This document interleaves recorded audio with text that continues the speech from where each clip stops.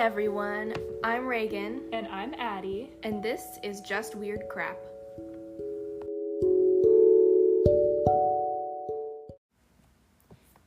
Hey everybody, we're here with another episode. And... Did you just short circuit? Okay, Reagan is going to be... I'll introduce her today. She's having issues. Today, Reagan is going to be presenting the episode, and it's going to be amazing, and she's going to totally just kill it, and it's going to be awesome. Yeah, okay. I think I've fixed my glitch. Yeah. I am going to be talking about the lost colony of Roanoke. That's such a pretty word. It is a pretty Roanoke. word. Roanoke. Well, I get to say it a lot, so Roanoke. This is going to be fun. Okay, anyway, I'm very excited. Sound like a pronunciation guide on the internet. Roanoke. No, pronunciation guides on the internet are like, Roanoke. Like, they always do it so fast. It's like, well, thanks, that was helpful. Yeah, it's like, how do you pronounce... Said that faster than the speed of light. Exactly. Anyway, take it away. Okay. I'll just get to it. In 1587... 115 men, women, and children founded what would have been the first permanent English settlement in the New World at Roanoke Island off of the coast of modern-day North Carolina. Okay, just when you look this up, it's usually called Roanoke Island, Virginia, and I think at that point in history, Virginia was a much bigger area than the actual state of Virginia is today. Okay. I mean, you think like California used to cover a lot more ground, so just It is, the area is in North Carolina today, but at that point... Oops, shoot. Sorry, my phone is going off. Okay, so yeah, historical... Just to clear up any confusion. Makes sense. It was actually organized by Sir Walter Raleigh, he put his best friend, John White, in charge of the expedition. Mm-hmm. So they went to this area and they settled there, and later that year, White left the settlement, which was struggling. He left to return to England to gather more supplies and additional manpower. Mm-hmm. But soon after he arrived back in England, war erupted between England and Spain. Ugh. So it was the Armada, and it was serious. Bad time. All available ships were seized to aid the British Navy in defeating the Spanish, and this lasted for 3 years. Oh, no. He was not able to return to the Americas until 1590. Oh, how many years was that? It was founded in 1587, and he didn't return until 1590. Okay, yeah, 3 years. When he finally arrived back at Roanoke, he found the island deserted. Every settler he left behind, including his wife, his daughter, Eleanor, and his granddaughter. Oh. And his son-in-law. Yeah, who cares about him? And everybody else. Yeah. His granddaughter actually was the first English child born in America. What was her name? Her name was Virginia. Oh, okay. Named after the place she was born in. How unimaginative of her parents. They were tired. They just crossed the entire Atlantic Ocean. They were like...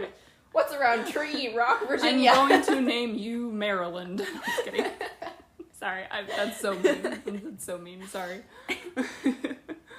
The day he arrived back actually would have been her 3rd birthday. Oh, so this is a really sad story. Thanks, Reagan.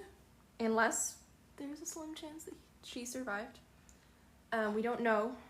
There's that gray area. Anyway, I won't spoil too much. The settlement appeared to have been abandoned, and there was no trace left behind of the people that had once occupied it, except for one mysterious clue. Carved into a tree, very near where the camp had been, was the word Croatoan. Okay, just kidding. I have heard of this. Okay, cool. But I don't remember any of it. I just remember something being carved in a tree. Yeah, that's the thing that's the biggie. Yeah. There's like paintings about it. Yeah. And everything. Whoa. Very dramatic moment. Spooky. Yeah, and so there was that. And a nearby wooden post had been inscribed with the letters C-R-O. So it's like they started to write Croatoan again, and then they, like, just quit. Like, that's a long word, you know what I mean. Whatever. Put the pieces together. Yeah. We already did it once. Yeah. We don't need any more help in this. One cryptic clue is enough. Croatoan was the name of an island very near to Roanoke, and also the name of the Native American tribe that lived on it. Several attempts to sail to Croatoan Island, which is now called Hatteras Island. I think Hatteras. Let's hope I'm pronouncing that right. I need to look up pronunciation. You could have looked it up. I could have. I forgot about that one. Anyway. There's a lot of things to look up. Several attempts to try and find the colonists on this island ended in failure. Due to storms, they just couldn't make it. Yeah. The settlers of Roanoke Island were never seen or heard from again. So when you say, like, they vanished without a trace, does that mean, like, all traces of human life was gone? Like, there were no... I mean, I'm assuming they were living in some sort of structures. They had, like, a little... Like, there was none of that? I will get to that. Oh, okay. You kind of left me on a cliffhanger, and then you looked at me, so I had questions. So, yes, there had been buildings, shelters that they had constructed, and these had all been dismantled, which is a key point in debunking a lot of theories, actually. Like dismantled, they've been disassembled. Apart. But then the stuff was still there. None of their stuff was there. But I mean, like, the building... Well, the buildings had been taken down somehow, so weird. They were just not there, to the best of my knowledge. That's what it sounds like to me. Yeah. Huh. So, the theories for this are that You guys, I think Reagan needs, like, a system update. Like, a software update. Theories. Yes, theories. One is that the settlers were killed or kidnapped by hostile natives. Yeah. This particular group of colonists was actually the third attempt made by Raleigh to start an English colony in this area. Dude, take a hint. Yeah, well, I mean, before they'd really just been looking at it as a place to, like, a base from which to attack Spanish ships coming from South America. Yeah. And so this was the first two groups had just been more like military, like just to raid these ships. Not like a home. Yeah, not like there was no families not before like a that. neighborhood This was the first time they actually attempted to just colonize this area. Okay. Earlier groups had pretty much only succeeded in stirring up tension with the native people already living in the area. So it's possible that this also happened with the third round of people. Yeah. Hey guys, we're still mad you're here. Yeah. Shocking. The problem with this theory is that White found no sign of a struggle when he returned to the area. That, like I said, the buildings had been carefully taken down. Yeah, that is odd. And it had been agreed upon beforehand that if ever the settlers were forced to leave against their will, they were to carve a Maltese cross into a tree. This is a Maltese cross. I know you were going to ask. It's like the four triangles, or... We'll post pictures, yeah. So, maybe it's just me, but I'm not really sure if you were being kidnapped, how you would, like, stop and start carving into a tree. I was just about to say, that is, like, a very intricate... bad plan. And like, that would take an hour to put that into a tree, or maybe less like, if you're... Hey, okay, me and kidnapped, just... Whoa, hold up, everybody, I gotta do some carving. Yeah, can you wait? I need to leave a distress signal.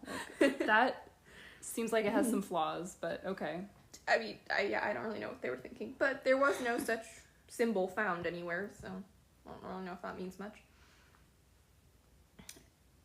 So, in my opinion, the fact that the buildings had been disassembled kind of kills this theory. That is weird, I mean, it's like, unless somebody came back and took their buildings down, like, afterward. Which isn't out of the question. It's not impossible, no. I don't know. There's also the carving in the tree that's just weird.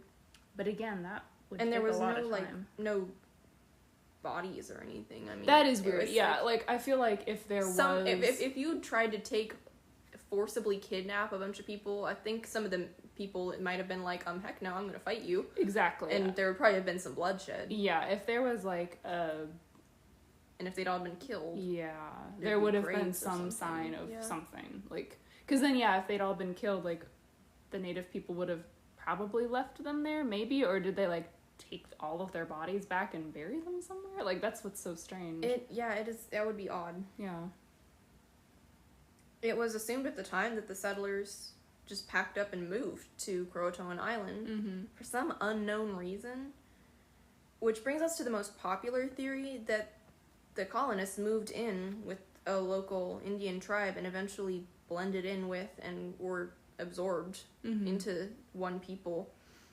And actually a very interesting thing is that years later, even up until the 1700s, there were reports of later colonists meeting Native Americans who had, like, gray eyes and unusually light coloring. Interesting.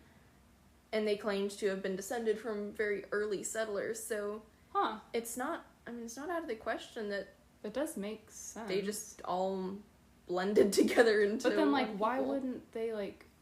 Well, I guess maybe if they felt like white had abandoned them, they were like, okay, we got to go do something to survive, like. Or they were running out of resources on the island, maybe, or something. Or they were starving and they needed to kind of learn how to live in this new territory because they were clueless.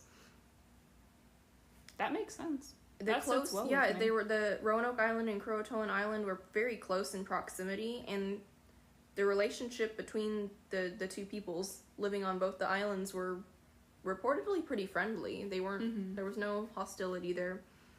So that makes this one of the more plausible theories. That makes total sense to me. Yeah, I mean, it's happened later in history that people just move in and they kind of blend together. Yeah. And since the colony was struggling, it's possible they needed that safety in numbers kind of a thing, and they needed help. What I don't get, though, is, like, did White ever go and see these people and, like... Because I feel like he had to return to England later. I think he got sick. He spent most of his life after this in England. That's so sad. But, like, he was already... He was there, and he tried to go several times to the island, and he was forced back by storms every time. And at that point, he just had to go home. That is so sad. Yeah. Like... from what I've read, he never gave up hoping that his family was still alive. That is literally so sad. Like, his family might have been right there just living and waiting for him to hopefully come and get their message carved in a tree. Oh my gosh, this is so sad. Sorry. This is so sad. Okay, continue. I'm bummed out now, but... Alright. Well... There actually have been some attempts to collect and study DNA from people who might be related to the missing settlers, but just it's so long ago that there's really no way to tell for sure and even know where to start. And I know it's just you can't pick up that small amount of DNA. Yeah. I think if people, it would be like 1% maybe. And it's like once you get to that point, it's not even... You're not going to be able to find it. Like even with ours that we were, what we learned, like Mom is literally 100% Irish, or no, not 100%, but like 75%, and it's like, for me, like that got watered down, so to speak, so much, just, in one generation. I can't imagine trying to find someone from 500 years yeah, like ago. That's absolutely insane. So yeah, that, unfortunately, we have good technology with DNA, but probably not that good. Yeah. Because, like, where do you even start? Like, hey, it's just like, do you have some old English relatives? Let's see what happens. Like, I mean, and you'd probably start with local people in the area that were, I don't know. I have no idea. I don't even know where you start. I have no idea how you would even start that, yeah. But we can keep hoping maybe the technology advances and someday we can pick that up. Or there'll be a breakthrough in history and we find something we know where to start. But as of right now, nothing has been found. Yeah. And this study started in 2007, so... yeah, it's been a while. It's been a while of trying and nothing's turned up yet. Another theory is that the colonists were murdered by the Spanish. Ooh. There were Spanish troops in Florida at the time of their disappearance, and the relationship between England and Spain was, bad. Mm-hmm. They were at war. And the Spanish had actually attacked forts in North Carolina and Florida during the 15th century. But then again, no evidence of a struggle or bodies were ever found at the site. That's what gets me, is like the peacefulness of it. Yeah. Like, that's weird. There's always, every time somebody disappears, it's always like they just packed up and left. Like we did this with the ghost ships episode too. It's like no one was murdered, you know, it was just they left for some weird reason. Interesting. And one more thing of interest that I will talk about is the Dare stones. So, this sounds familiar. Okay, keep going. You got crazy eyes. Sorry. This sounds familiar. Addie's like, I know this, but I couldn't tell you what it is, but it just sounds familiar. I could be totally see if wrong. this jogs your memory. Okay, yeah. These are a group of about 50 stones altogether that were discovered in this area throughout the 30s and 40s, inscribed with various explanations as to what happened to the missing colonists, and they were supposedly engraved by Eleanor Dare, which was John White's daughter, if anyone doesn't remember. Interesting. So, unfortunately, most of the stones have been proven hoaxes. Like, some of them were used, somebody used an electric drill. Like, okay, you're not even trying. Eleanor was really ahead of her time. Or, the language used was just not right. But the first stone that was found, which was in 1937, there's a chance that it is authentic. It hasn't, there's nothing that 100% proves that it is a hoax. And it was the first one found, so after that, it was like a bunch of people started finding stones, so it was like it sparked a craze, but the first one found...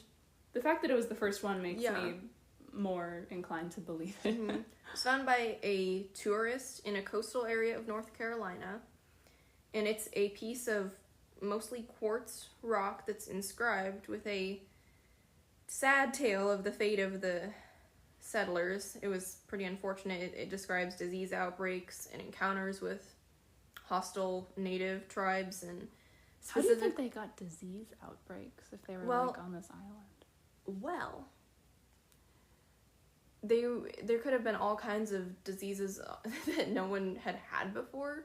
I know there was contact, but with other people that were already living there, so it's possible that they just got stuff that they had absolutely no immunity to. That makes sense, okay. Because they'd never been on this continent before. Yeah.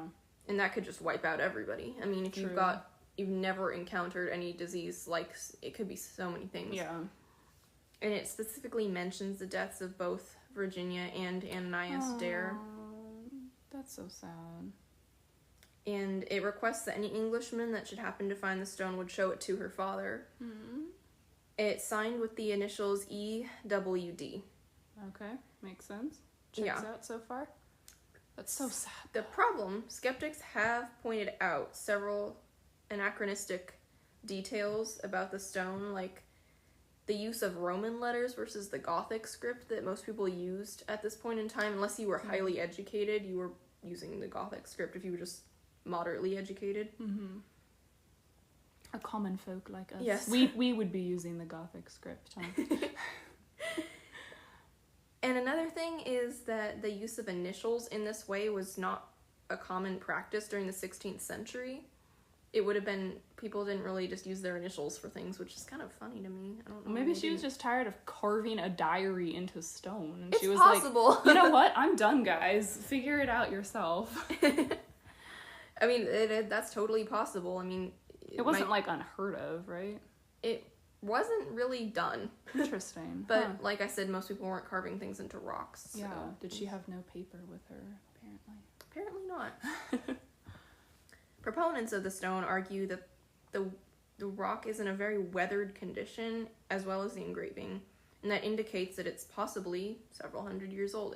It could be old enough, and it couldn't be a 20th century fake, because somebody took a sample of it, and the inside is a completely different color, and the engraving as well, because I think other people had, tried that, but then the engraving was brand new, so they could tell. Exactly, yeah. Huh. And chemical aging would have been possible, but it would have been very difficult in the 30s. Like, most people didn't really have the access to things that they could chemically age a rock. It's also, like, really committed to faking this. Like, well, I mean, you would get a lot of press. It was... Yeah, that's true, I guess. So, yeah, no one really knows for sure, but it's possible that is an authentic artifact. So, yeah, in closing, there are just so many things that could have taken out this colony, and it being so long ago, and even it being 3 years before anyone was even aware that they were missing. Yeah. It's hard to find one theory that just answers every question. But I hope one day that this will be solved. It would be amazing to find out. Is it like one of those ones that just like keeps you up at night? Yeah. I have a couple ones like that too. Therefore we have this podcast. Yeah, exactly. Someone figure it out for us. Yeah, help. I think that the idea that they kind of merged with the natives and made a life with them makes a decent amount of sense, especially if they had like a friendly line of communication. Like that seems very plausible to me. Kind of makes more sense to just have them all on one island, everybody together. Like, yeah. And if they at that point had already like kind of gone through the diseases and everything, they might have been like, well, we may as well just go over there and survival of the fittest. We're still here. And they might have. I mean, this is the 1500s. They did not know much about how diseases were spread, so they might have not even realized. They might not have actually realized that. They probably didn't even care. Yeah. Yeah. So that's the lost colony. What do you think it is?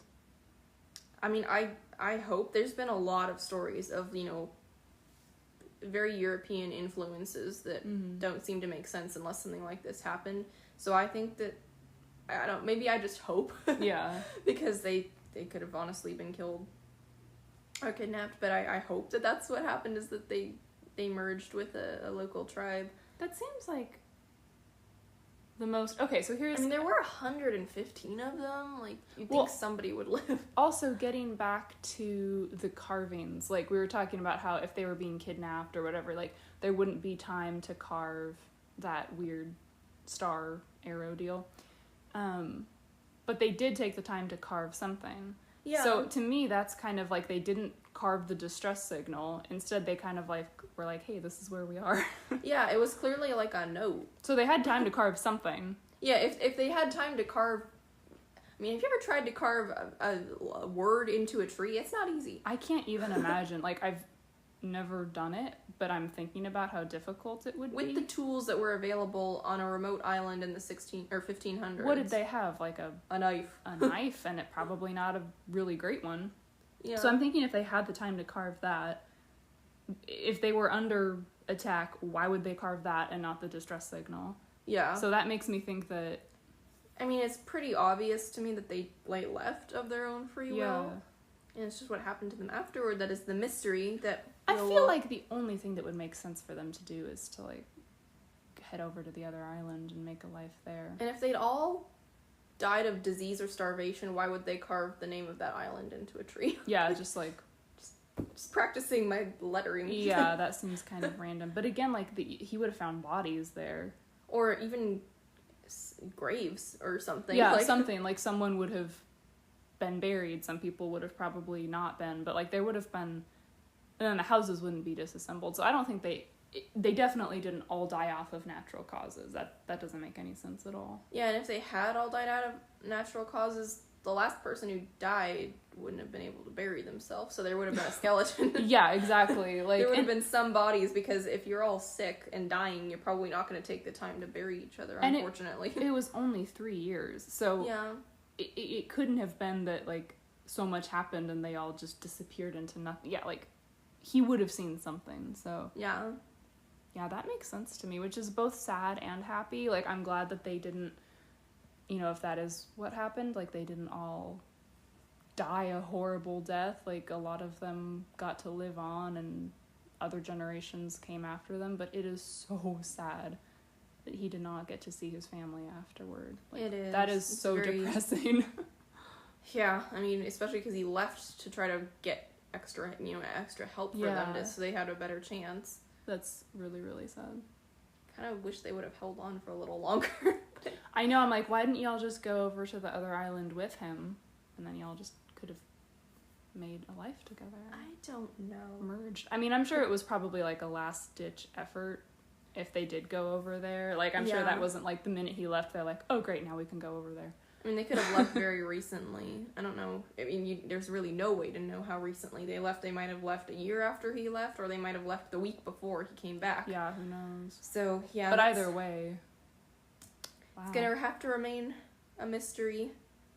I want to watch a documentary on this. Yeah, that'd be cool. I feel like I've seen one because... It's a pretty well-known mystery in American history. Rhyme. Yeah, when I said, I was like, oh, I don't know anything about this. Once you started talking, I was like, oh, I don't remember anything, but I have heard about this. I did an American history course for when I was a few years ago. And even, this has made it into the history book, so it's like, it's not... I'm sure I must have... I feel like I have seen a documentary on it, though, because, like, I'm picturing all these things. Yeah. In a very specific way. I think I must have seen it on TV at some point. Of course, I pictured the Berenstain Bears a certain way, so... You're still reeling from that. I'm so sorry.